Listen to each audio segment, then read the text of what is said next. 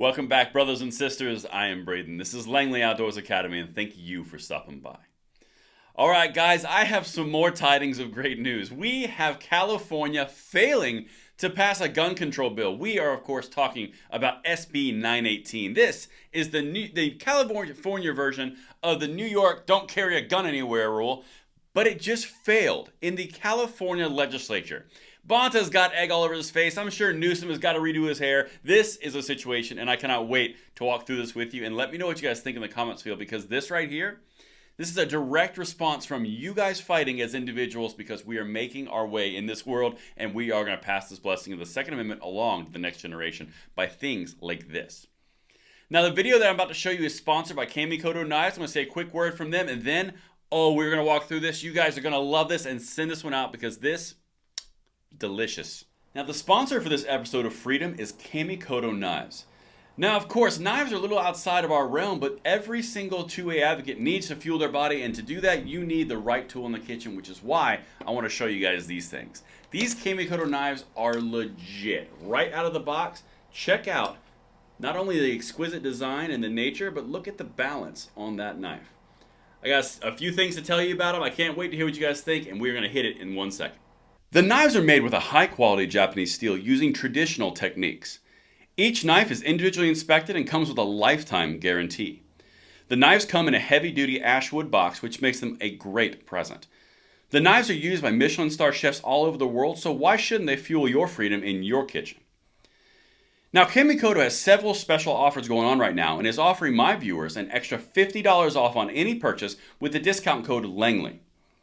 On top of their special offers, go to kamikoto.com/Langley to get your knife set and help support our channel. All right, brothers and sisters, we have got to get into the greatness, because you know that Newsom is seething. You know that Bonta has, like I said, egg on his face, which I'm not upset about because the guy is a walking infringement upon the Second Amendment, but we have got to talk about how it fails. This is from a Sacramento article. Everything is always linked, and if you think we earned that subscription, we would love to have you in the fold to keep doing things just like this. But let's get it. California Democrats fail to pass concealed carry bill responding to Supreme Court decision. This came out yesterday, right? This is a really big deal. It's hard to overstate how big of a deal this is, because now it's no longer state level mandated. It's now city and county and district. This is important. Let's get into this, because if you're in California, you got some stuff to celebrate. California lawmakers failed early Thursday to push through a set of rules shoring up the state's concealed carry gun laws following a Supreme Court decision that weakened permitting restrictions. Talking about the Bruen case that struck down the New York law that has thrown gun control into a hissy fit across the nation. Well, their counter to this didn't work in California. They did get it in New York, but California, this is like the #1 state for gun control in the United States, just didn't pass it. This is big, because you know that they are not happy about this one.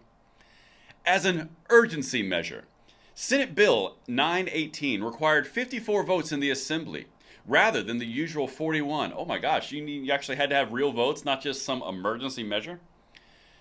It fell 2 votes short on Tuesday night, and Portantino promised to push for reconsideration. Quote, "It was all hands on deck," he said. "The advocates, everybody was pressing the case. I mean, we need to conform with the Supreme Court decision. We have to do that. And by having every county just have their own system going forward, it's just not an acceptable outcome." You mean their own systems where they can actually issue permits?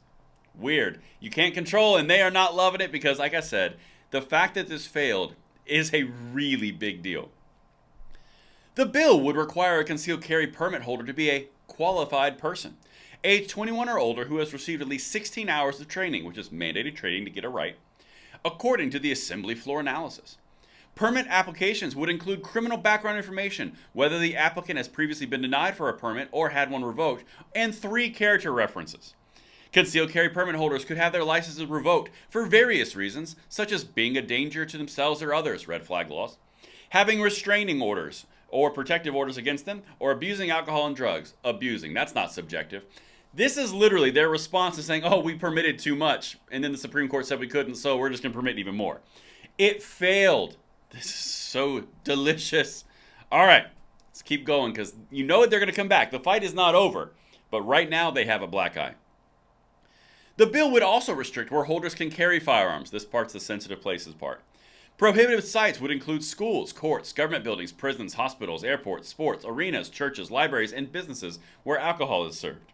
Guns would also be banned from privately owned businesses unless they have signs indicating customers can carry firearms. So essentially, you could walk down the street but go nowhere else.